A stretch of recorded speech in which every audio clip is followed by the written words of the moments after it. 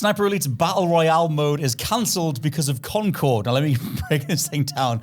This is reported by Insider Gaming, saying Sniper Elite Archipelago, which I missed the trailer for this thing entirely. It completely passed me by. Rebellion's announced Battle Royale has been cancelled now. To quote Insider's report, Rebellion higher-ups implied in meetings with staff that funding was pulled due to the disastrous launch of Firewalk Studios' Concord, causing Tencent to get skittish about some of its other projects. The trailer for Archipelago was already received very negatively over on YouTube. It's been out there for a few months, adding to an ongoing discussion as to how much of an impact an original trailer can have. If it's received negatively enough, is there no comeback from such strong word of mouth? If it skews negative, those are my thoughts on this. Considering certain titles, something like a Concord could never save itself. There was Ghost Recon Frontline as well. Yep. I think it was called Frontline, but that was their attempt at a battle royale. In an industry that is so dogged by constantly cancelled projects, if you don't put your best foot forward, do you think there's any coming back? I think it's really hard. And Yeah. I think you definitely lose something because of that initial reaction. And it sucks because I think sometimes that initial trailer or whatever is actually a little bit unrepresentative of the final game. It's supposed to be flashy. It's supposed to be appealing to everyone in a way. And sometimes it may portray an RPG to be an action game or whatever it is, and it's so hard to claw anything back. I'm thinking of the examples that you mentioned. That Tom Clancy game, the Ghost Recon Frontlines one, was the first thing that came to mind. When that thing was announced, it was received incredibly negatively, and then it was just cancelled. There was just no even attempt to get back any sort of fandom or player trust from that. But in this case in particular, I'm very out the loop with Sniper Elite as a franchise. I've only really played 5 and not for very long. But I have a lot of forgiveness when it comes to these games announcing Battle Royale mode, Scott, because I like Battle Royale. I like it a lot. You do, don't you? And in my head, and again, I'm not a diehard fan of this franchise, but I would think Sniper Elite, with those mechanics in a Battle Royale game, that to me sounds excellent. But is it what the people want? I love Sniper Elite. I've played all of them. Sniper Elite 4, I think, is my favorite one. Maybe 5, actually. 5 was the most accomplished and Phantom Pain-like one. But yeah, in the very short teaser that they put out for this, it didn't scream Concord, which made me think of the trailer reception stuff as if you're Tencent or you're a really big publisher and you have so many projects on the go. Obviously, Tencent have blown up so much across the last few years, investing in so many different studios and so many different types of video games. If they see something as overwhelmingly negative as the reception to this trailer, and it's not like it got as negative as the first Dragon Age Veilguard trailer or whatever, maybe it's easier for them to go, this is never going to recover. But in that specific teaser, it did show tiny little bits of gameplay, obviously a confirmation of the art style. It wasn't going to be worlds away from what we associate with Sniper Elite, especially on the modern releases. And to a degree, it's a shame if you're a Battle Royale fan, but it seems like the Battle Royale framing just couldn't save it. I think it was just to a point, that term is just too associated with you're chasing live services, you're chasing Fortnite or whatever. It all just gets folded into one.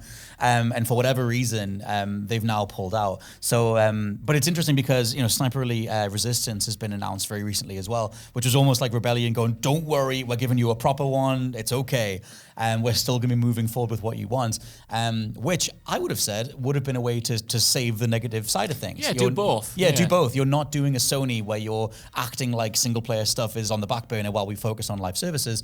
Something like a Concord maybe then receiving the impact of that with people voting with their wallets or a lack of spending.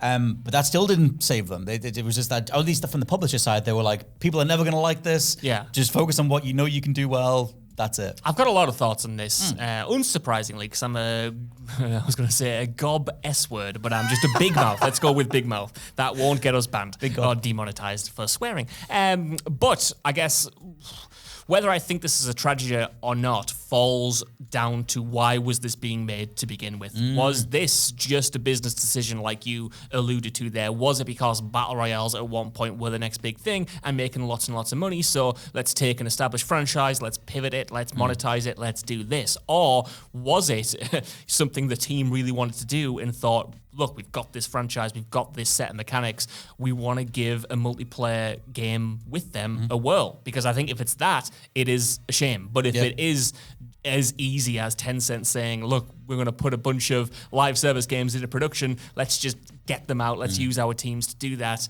and then it got cancelled, then yeah, fair enough. I think that is a good lesson to learn from Concord, that it's not that people don't want live service games. It's not that live service games can't be done well. It's that the ceiling is high and the floor is so low. And the drop is catastrophic. The drop is catastrophic. And I can't imagine that this Sniper Elite game would have the budget of a Concord, right? No. But if it's got this negative reception already, it's going to struggle. And how much investment do you put into something that is destined to struggle at launch? I think that's what we're not seeing from developers now. That I mean, we talk about it all the time, where if something comes out and it struggles, you are seeing developers and publishers, I guess, just pull the plug instantly and just decide it's not worth your time. So if they thought that was going to happen here, maybe that factored into the decision making, because that grace period I don't think exists anymore. And I don't think developers are willing to take a bet on players going, okay, this is a bit rough, but we'll stick with you. Now it's pretty much all or nothing. Which is fascinating in terms of like, because I mentioned Dragon Age before, because that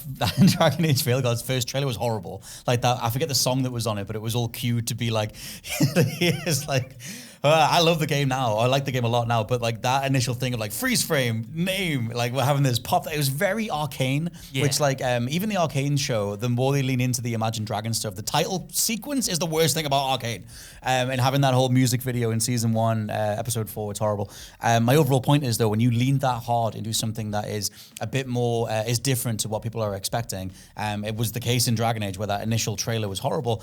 But to answer that question before of like, can you get away from that runaway train of negativity? Obviously, there's a wing of the internet that just hates Dragon Age, but the sales were strong enough. It's received very positively in terms of, if you look at the Steam reviews or whatever, it managed to get there. And a lot of that was done with BioWare doubling down on the community side of things, doing a lot of live streams, doing a lot of like, here's some features. Let me make sure you guys know exactly how it's going to play.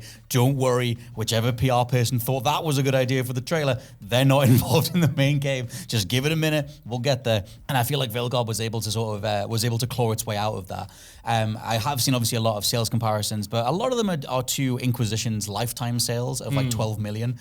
And something like Veilguard doing 500,000 on PS5 and Xbox Series combined. Obviously, that's not there yet. Inquisition is 10 years old, so give it a minute. But still, my overall point is that I would hold Dragon Age up as something that didn't collapse under the weight of its first trailer.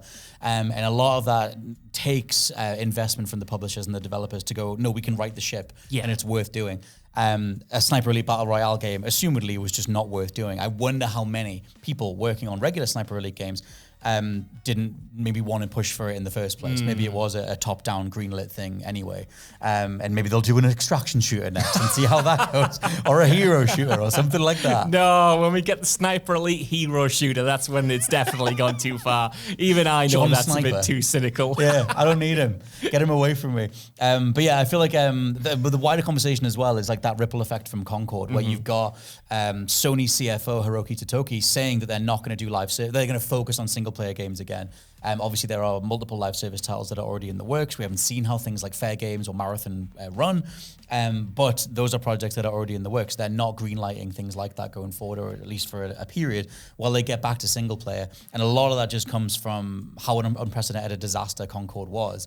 What do you think about the ripple effect of that thing? I hadn't even thought of that at all. The idea that projects would be cancelled because they're remotely adjacent to Concord. We've had other disasters in the live service space beforehand, but nothing as bad as Concord. You know, a game that costs that much, being on sale for 2 weeks, then getting taken off sale, having all of its content deleted, and then having the studio tragically shut down. You know what I mean? Like that is the exact inverse of something like a Fortnite, where you're like, this is, again, it's a ceiling and floor situation of this is how much money we could make, but just look what happens if it goes wrong. And like I said, we've had stuff like Anthem before that has gone wrong, but even that didn't fail to this level. And you could maybe throw some other factors onto Anthem, you know, the fact that like it was the first game from BioWare that was like that, or it was earlier on in the live service boom, you know, it was back in 2018 or 2017 or whenever it was. Now we're in 2024.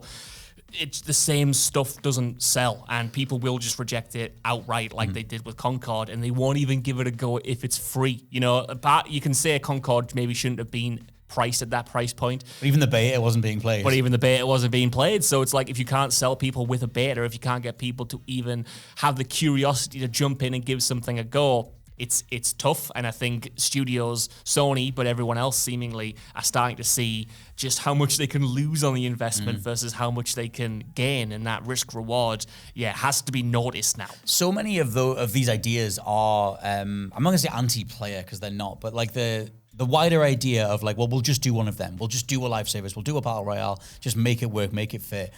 Which a lot of the insider reporting on the Sony side of things came from that. Like, how do we do a live service version of everything that's currently in the works? Like that cancelled Spider-Man live service game with all the multiplayer skins and things like that. Stuff that feels very unnatural. It's like you're bending it to fit this other mold that it was never supposed to fit in the first place. Not that you can't do it, but that's what I mean by this sort of anti-player, anti-consumer feel, where it's like no one was asking for this, and it's a really hard sell to get people invested in it. Like you said, it shouldn't be that hard, or shouldn't have been that hard, to make people care about a really intense sniping experience in a battle royale framework.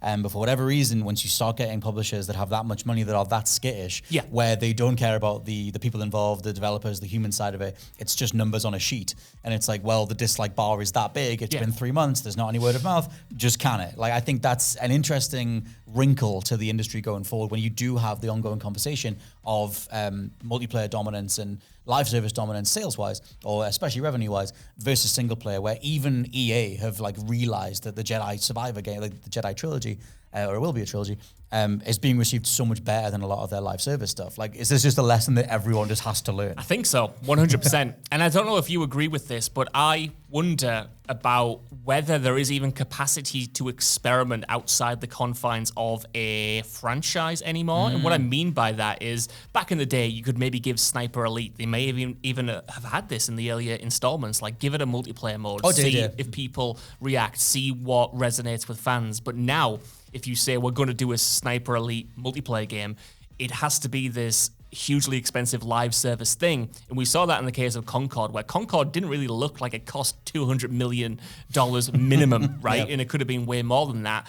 But that's how much money it takes to not only create these games now, but plan for their future, seasons of content. Have the seasons of content planned out, budget to have that team going at full capacity or 75% capacity for the next 4 or 5 years to get that content out, to make sure that you nail that roadmap on top of everything else you've got with the monetization and everything that supports a live service. So just the cost of that, I think, means that it has to be the biggest thing in the world. It's so crazy. Like, I forgot. I mean, I used to play a Sniper Elite online, like in the first game. That was so hard to get a bead on anyone, but it was uniquely fun. Like, you did have a bunch of people set in an environment because you're factoring in wind resistance and bullet drop and all these different things, and like glare on the rifles and everything to try and get the perfect shot from across the map. That would make for some of the most intense battle royale final fights that you could get in the entire genre. And like I said, there's a way to make this work. But like I said, the wider overall conversation is just that idea of the industry learning a lesson. Because how many times have we reported on live service components or overly aggressive monetization components going all the way back to 2017 and Battlefront 2 and the card packs and the microtransactions or Overwatch and things like that. Now the bubble seems to have burst. Now it seems like projects aren't even getting a chance to get out there because of how badly received other ones in the same framework can be. Good, and you know what? Like, I don't, I say that maybe with too much enthusiasm. I don't want games to be cancelled that people are passionate about. I hope I've made that clear. But I also don't want to see people spend 7 years of their life on a game that then gets pulled from sale within 2 weeks. And if that's the reality of these decisions that are coming from the top down, if you don't, maybe have that passion for it, or even if you do, you don't want to see that happen. And that's like thinking about what you're making in a smarter way. That's I don't want to give the publishers too much credit because they probably won't think about things in a smarter way. They'll just pivot to the next big thing. But rather get this stuff early rather than have a Concord situation of it's out, we're proud of this thing, or you now literally can't buy it. I think I was talking to Jess about this a while ago, about the idea of like things that the industry gets wrong about audiences. And she was saying it's always the case where in the industry or there's certain publishers underestimate gamers. We're just thought of as like, they'll go along with this. Like they'll pay for this. They can give them this, give them that. And there is a fundamental underestimation of respecting the consumer in certain ways of like, we'll attach this franchise to this framework and we'll make all the money. We'll just mine the fan base and get the money out over and over again. And you see, obviously Concord was didn't have a pre-established franchise, but was an example of like, we're not putting up with this for whatever reason. And there's various different reasons that went into that. But yeah, a fascinating reality to the likes of Rebellion and the Sniper Elite franchise.